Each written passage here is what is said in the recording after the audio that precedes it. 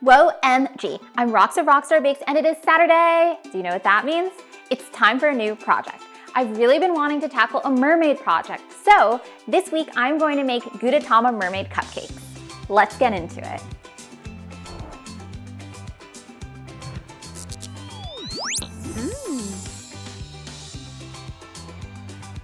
I'll include the tool card at the end. Place the template under a piece of parchment paper. I start the project by piping the royal icing.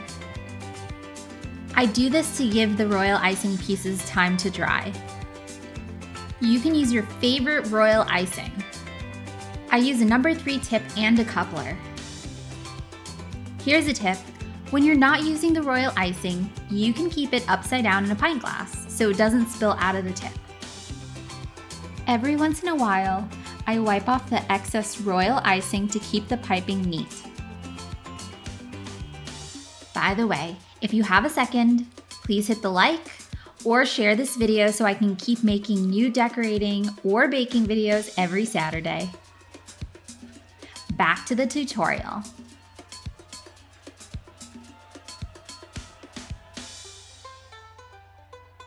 I get through piping the black pieces before adding the inside of the mouth that's white.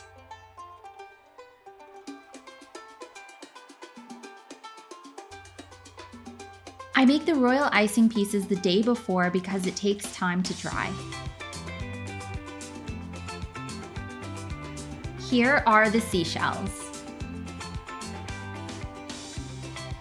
I found a seashell image and multiplied it a bunch of times to make a template. And I use a medium stiffness royal icing. I use a toothpick to get out any bubbles.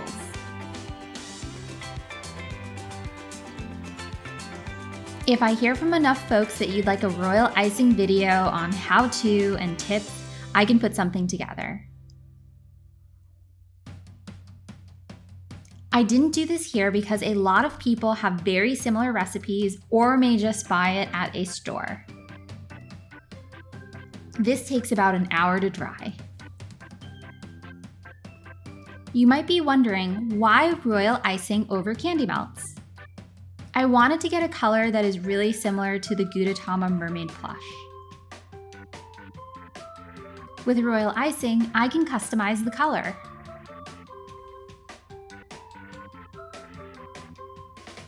I think it's easier to pipe directly over the template, but I don't want to get in the way of your viewing.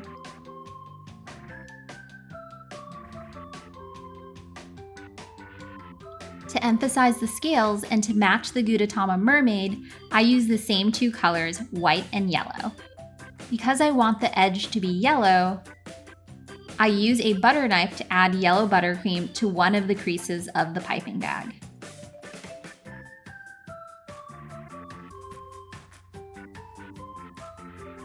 Then I add the white buttercream. Then I place this piping bag into another piping bag with a coupler. The first tip I use is for the feet portion of the tail. For this, directionally, it doesn't really matter where the yellow portion of the buttercream is. Then I use a petal tip to create the ruffles. For this, you will want the yellow buttercream to be along the thicker side of the petal tip. Here are some different sized petal tips from Wilton and Ateco, so you can see the thin side versus the thicker side. Just so you know, the tips are not 1-for-1. A 103 Wilton tip is not going to be exactly the same as a 103 Ateco size.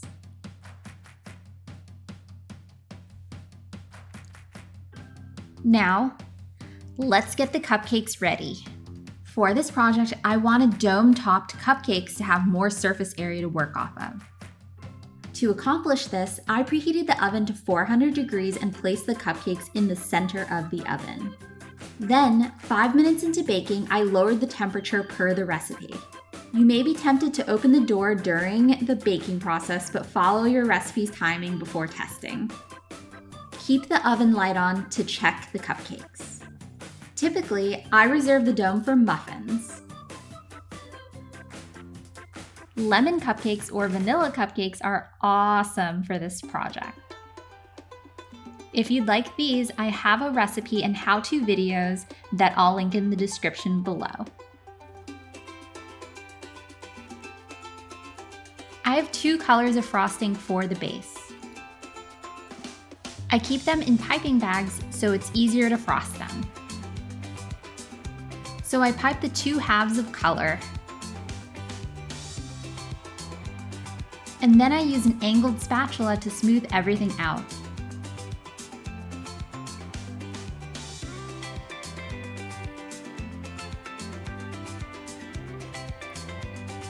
When they're done, I set them in the fridge for 10 minutes to firm.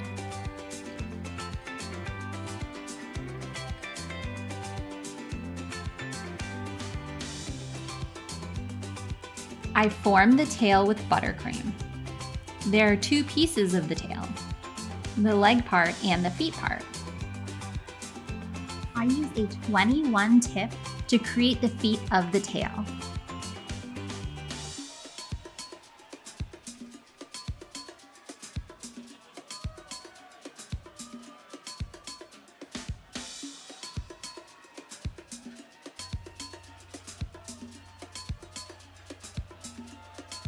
Now I take the petal piping tip to make ruffles for the tail.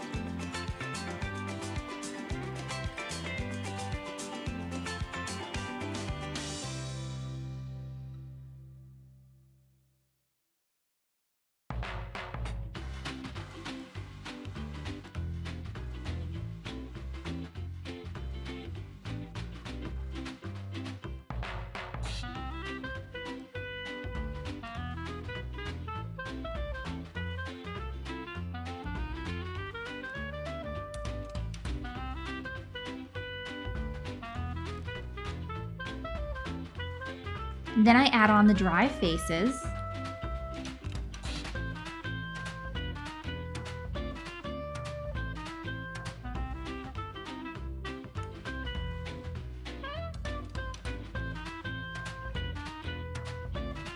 Then I add the shells. Keep in the fridge and take out an hour before you're ready to serve. Voila! Decorating success.